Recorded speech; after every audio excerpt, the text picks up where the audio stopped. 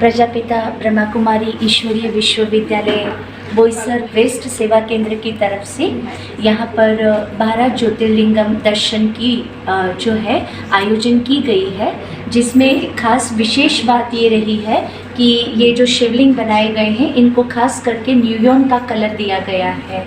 तो इसके आकर्षण का केंद्र ये है कि न्यूयॉन कलर से बनाए गए जो ये शिवलिंग है तो विशेष रूप से चमकते हैं और यहाँ लाइट एंड साउंड शो रखा गया है, जिसके अंदर हमने कहा कि शिवलिंग और ज्योतिर्लिंग इन दो नामों से इनको जाना जाता है। तो परमात्मा कहते हैं ज्योति और बिंदु, अर्थात जैसे हर एक व्यक्ति का अपना एक शारीरिक स्वरूप होता है तो उसी तरह से परमात्मा का स्वरूप है बिंदु और ज्योति अर्थात लाइट। तो परमात्मा एक ऐसा बिंदु है जो इस सृष्टि पर आकर के हमें ज्ञान की लाइट देता है। और वो ज्ञान की लाइट क्या है तो हम उनके 12 ज्योतिर्लिंगों के द्वारा समझेंगे कि पूरे भारतवर्ष में जो उनके 12 ज्योतिर्लिंग अलग अलग नामों से प्रख्यात है तो उन सब में क्या क्या विशेषता और उनके दिव्य कर्तव्य भरे हुए हैं। तो हम समझते हैं कि द्वापर युग में जो सर्वप्रथम ज्योतिर्लिंग स्थापन राजा विक्रमादित्य के द्वारा किए गए उनका नाम था सोमनाथ। सोमनाथ, सोम अर्थात ज्ञान का अमृत। परमात्मा जब इस सृष्टि पर आते हैं तो सबसे पहले वे हमें ज्ञान का अमृत देते हैं। तो आज कोई भी कार्य की शुरुआत करनी हो तो उसके लिए हमें उसकी नॉलेज होना बहुत ज़रूरी है। तो ऐसे ही इस सृष्टि को अगर हमें सचमुच राम राज्य और स्वर्ग जैसी दुनिया बनाना है तो उसके लिए भी सर्वप्रथम हमें ये नॉलेज होना बहुत ज़रूरी है कि हम कौन थे, क्या है और हमें कौन से लक्ष्य की तरफ आगे बढ़ना है। तो इसीलिए परमात्मा के इस ज्ञान के देने के कर्तव्य को सोमनाथ के नाम से जाना गया है। अच्छा। फिर इसके बाद हम देखते हैं कि यहाँ पर ओमकारेश्वर जो है लिंग बताया गया है। तो श्री ओमकारेश्वर, ओम आज हम हर मंत्र में जिसका प्रयोग करते हैं और ओम शब्द जो है 3 शब्दों से बना हुआ है, अ, उ और म, जो कि आत्मा की 3 सुषुप्त शक्तियों के बारे में है कि अ माना आचरण, उ माना उच्चारण और म माना मनसा। तो मन, बुद्धि और संस्कारों के द्वारा जो आत्मा कर्तव्य करती है उसका ज्ञान देने का जो परमात्मा ने कर्तव्य किया है तो उसे हम कहते हैं ओमकारेश्वर अर्थात आत्माओं के ईश्वर। इसके बाद हम देखते हैं मल्लिकार्जुन। मल्लिकार्जुन अर्थात जैसे मल्लिक जो है वो एक फूल है और अर्जुन अर्थात जो ज्ञान का अर्जन करने वाला है। तो परमपिता परमात्मा एक ऐसे बीज हैं जिनसे हम सब आत्माओं की, दिव्य गुणों वाली आत्माओं की उत्पत्ति होती है। जैसे परमात्मा को कहा गया कि जब वो इस सृष्टि पर आते हैं तो वो नर से नारायण और नारी से श्री लक्ष्मी बनाने का कार्य करते हैं, जिन्होंने इस समस्त विश्व पर दिव्य गुणों का, नैतिकता का, सत्य का राज्य किया। तो ये दिव्य गुणों की सुगंध जो है वो परमात्मा हमें ज्ञान देकर करते हैं। तो उस ज्ञान का अर्जन करने से हमारे जीवन में नैतिकता, मूल्य, दिव्य गुण, पवित्रता, मधुरता, सहनशीलता, सहिष्णुता जैसे गुण आ जाते हैं, जिससे ये संसार और हमारा घर भी सुगंधित हो जाता है। फिर हम देखते हैं त्रयंबकेश्वर। त्रयंबकेश्वर का अर्थ है तो परमात्मा को त्रिमूर्ति, त्रिनेत्री और त्रिकालदर्शी कहा जाता है। तो इन तीनों का प्रतीक जो है ये त्रयंबकेश्वर है। तो त्रिमूर्ति अर्थात परमात्मा शिव प्रजापिता ब्रह्मा के द्वारा सतयुगी सृष्टि की स्थापना, विष्णु जी के द्वारा उसकी पालना और शंकर जी के द्वारा कलह कलेश वाली जो कलयुगी दुनिया है उसके संहार का कार्य करवाते हैं। और त्रिनेत्री अर्थात जैसे आप देखते हैं कि हर शिवलिंग पर 3 रेखाएं होती हैं, अर्थात परमात्मा जो है हमारे पास्ट, प्रेजेंट और फ्यूचर को भी जानने वाले, इसलिए उन्हें त्रिनेत्री, और वो ज्ञान हमें भी बताते हैं। तो हमें भी इस सृष्टि को जो ये 2 आंखें देखती हैं वो विनाश होने वाली है, तो उसके पीछे छुपी हुई जो आध्यात्मिक शक्ति को देखने की आंख है वो तीसरी दिव्य दृष्टि देने के कर्तव्य को जानते हैं। और त्रिकालदर्शी माना तीनों कालों का ज्ञान रखने वालों को कहा जाता है। फिर इसके बाद हम देखते हैं कि वैद्यनाथ।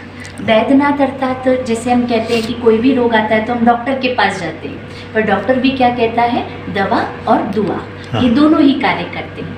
तो परमात्मा जो है, शारीरिक बीमारियां जो है हमारा सबसे पहले उसकी उत्पत्ति मन के द्वारा होती है। तो मन के अंदर के विकार जैसे कि क्रोध है, ईर्ष्या है, कंपैरिजन है, कंपटीशन है, आज एंजाइटी, डिप्रेशन, तो ऐसी कई प्रकार की बातें जब हमारे मन के विचारों में घिर जाते हैं उसमें, तो वो अनेक प्रकार की बीमारियां लेकर आती हैं। तो परमात्मा हम आत्माओं के अंदर की जो ये वैकारिक शक्ति, जो बीमारियां हैं, उसको नाश करने की शक्ति देते हैं राजयोग के माध्यम से।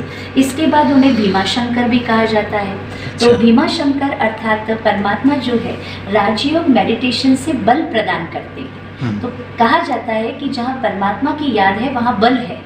तो जब परमात्मा शक्तियाँ कार्य करना शुरू करती है तो जो हमारे असंभव से कार्य है वो भी सहज संभव हो जाते हैं। और सबसे बड़ा बल ये है कि कलियुगी कलह कलेश की दुनिया और साधनों से भरी हुई दुनिया में साइलेंस का प्रयोग, शांति का प्रयोग। तो ऐसे में भी सत्यता का जो परमात्मा के साथ ऑनेस्टी, उनके दिव्य गुणों के साथ लेकर के, उनकी श्रीमत को लेकर के चलते हैं, तो उनका भी इस सृष्टि पर कार्य हो जाता है।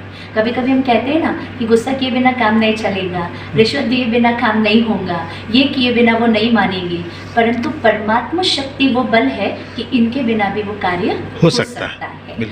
फिर इसके आगे हम देखते हैं कि सारे ज्योतिर्लिंगों में यहाँ पर बताया गया है केदारनाथ। अच्छा। केदारनाथ अर्थात परमात्मा जो है, जिसे भोलानाथ भी कहा जाता है। तो केदार माना उदार व्यक्तित्व वाला, और जैसे हम कहते हैं कि हमें आसुरी दुनिया से दैवी दुनिया में ले जाने वाला, भारत को कौड़ी से हीरे समान बनाने वाला, तो ऐसे पतित से पावन बनाने वाले परमात्मा का जो है प्रतीकात्मक जो केदारनाथ जी हम कहते हैं। तो अर्थात ये कि भारत को पतन से उत्थान की तरफ ले जाने के लिए परमात्मा जो है हमें राजयोग की शिक्षा दे रहे हैं। इसके साथ साथ हम यहाँ देखते हैं कृष्णेश्वर।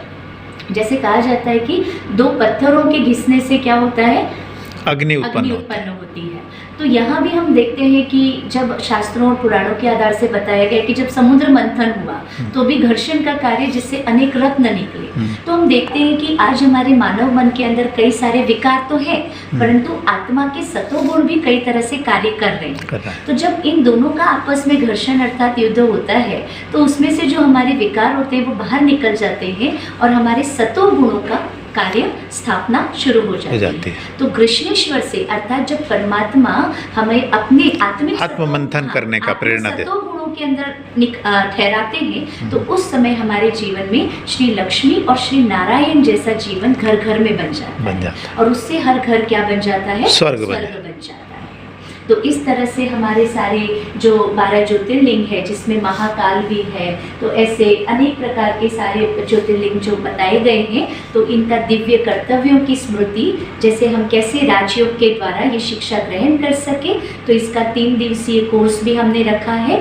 राजयोग शिविर 9, 10, 11 मार्च, सुबह 7 से 11 के बीच में कोई भी 1 घंटा, शाम को 5 से 8 के बीच में कोई भी 1 घंटा, सभी भाई बहनें इसका लाभ ले सकते हैं और ये निःशुल्क है। बाकी ये जो हमने झांकी रखी हुई है और शो रखा है, तो ये 8, 9, 10 मार्च को सुबह 8 बजे से शाम 8 बजे तक सभी भाई बहनें इसका लाभ ले सकते हैं। This program is co-sponsored by RT Drugs Limited. The company is engaged in the manufacturing of active pharmaceutical ingredients, pharma intermediates, specialty chemicals, MIDC, Tarapur, Palghar, Maharashtra 401506. नमस्कार दोस्तों, केशियन हेडलाइंस सच का आईना में देखिए राजनीति, मनोरंजन, बिजनेस, खेलकूद, धर्म और देश दुनिया की प्रमुख खबरें। केशियन हेडलाइंस पर हमारे चैनल को लगातार देखने के लिए सब्सक्राइब करें, बेल आइकन दबाकर अप्रूव करें।